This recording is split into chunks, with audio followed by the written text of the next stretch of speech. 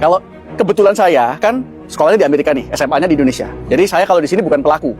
Tapi karena sekolahnya di luar, saya punya banyak, SMA saya juga internasional bang. Banyak teman-teman saya yang pathway-nya itu berbeda. Jadi ada yang ke Singapura, terus Australia, Singapura, Amerika, macam-macam lah. Jadi saya cukup tahu banyak lah. Kalau di Singapura setelah lulus SD, ya kita tuh masuk yang namanya O level, bukan SMP, bukan SMA. Nah, aneh ya. Jadi O level ini setara SMP plus 1 tahun.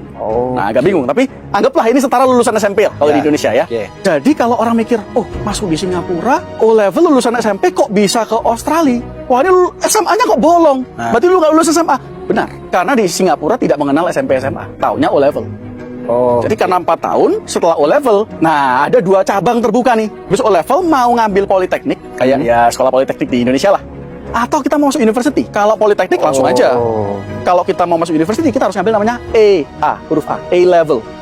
Nah itu pendidikan lagi tuh. Itu baru bisa dibilang setara SMA. Nah dari A level baru pindah ke university. Makanya itu dibilang kalau di Singapura, oh enak di Singapura lebih cepat. Atau di Seattle tempat saya hemat tahunnya.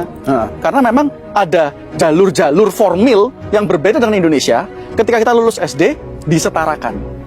Jadi lebih cepat dapat S1-nya.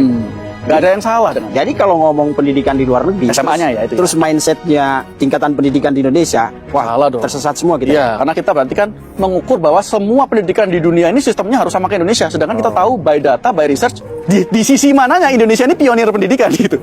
Sejak kapan kita harus jadi barometer? Saya nggak mau arogan, kita mengakui faktanya Indonesia bukan dan belum pernah ya. Mungkin dulu katanya pernah jadi barometernya Korea Selatan, tapi di luar hal-hal spesifik kita nggak pernah jadi patokan pendidikan internasional. Jadi nggak make sense kalau semuanya nggak sesuai dengan sistem Indonesia lalu dibilang fraud atau palsu, salah. Nah, itu salah. Berarti kalau Michael mau bilang Roy Suryo dan kawan-kawan itu tersesat dalam hal ini ya? Ya, tersesat mengarah-arah ke lebih ke menyesatkan orang sih, Bang. Saya nggak tahu beliaunya tersesat sendiri atau enggak, beliaunya tahu atau enggak. Tapi yang jelas banyak orang tersesatkan. Jadi karena Bang Roy dan teman-teman mudah-mudahan kalau mau tersesat bolehlah tersesat sendiri. Kita yang lain yang nggak paham ini jangan dibikin tersesat. Iya benar. Kasihan masyarakat ya. Belum lagi ngomong tadi Australia ya. Tadi lulusannya di London. Itu banyak banget, Bang. Ini adik saya tadi kan kita bahas adik saya yang pertama.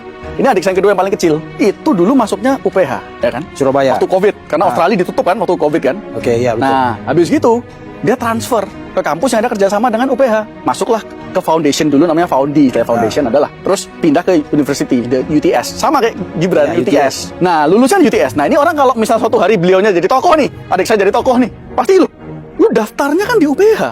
Kok lulusnya lagi? Kok lulusnya UTS? Nah, ya wajar. Bahkan kalau saya nggak salah ingat, ijazahnya dia di UTS pun itu ada 2 kampus yang kasih, karena UTS juga kerjasama sama yang di London kan, Commonwealth country, Singapura, Australia, Inggris ini kan satu persemakmuran. Jadi ya saling kerjasama MOU sister school tuh biasa banget.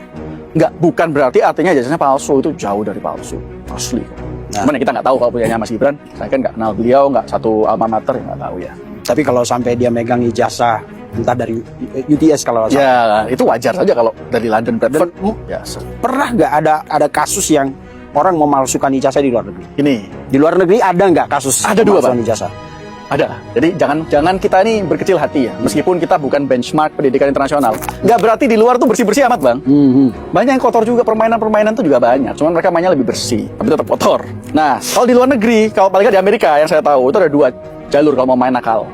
1 kasar, ya, beli jasa langsung. 1 halus. Halusnya apa? Kita cari kampus yang paling nggak ternama, yang lagi butuh mahasiswa, butuh lulusan, butuh duit. Kampus BU. Butuh uang. Kita daftar di sana. Kelasnya dibikin online, dibikin banyak penggantinya lah. Kamu bikin karya ini udah dapat berapa kredit. Jadi gampang lulusnya. Nah, jadi 2, mau main kasar atau halus. Kalau kasar kita beli. Kalau halus kita masuk sekolahnya, tapi sekolahnya asal-asalan pokok lulus. Itu ada namanya University of Phoenix di Arizona. Itu terkenal banget kalau mau beli jasa di Amerika pasti Phoenix. Jadi kalau ada mungkin nanti koruptor. Biasanya mepet sih. Politisi yang lulusannya di University of Phoenix, itu bisa dipertanyakan kemampuan akademisnya.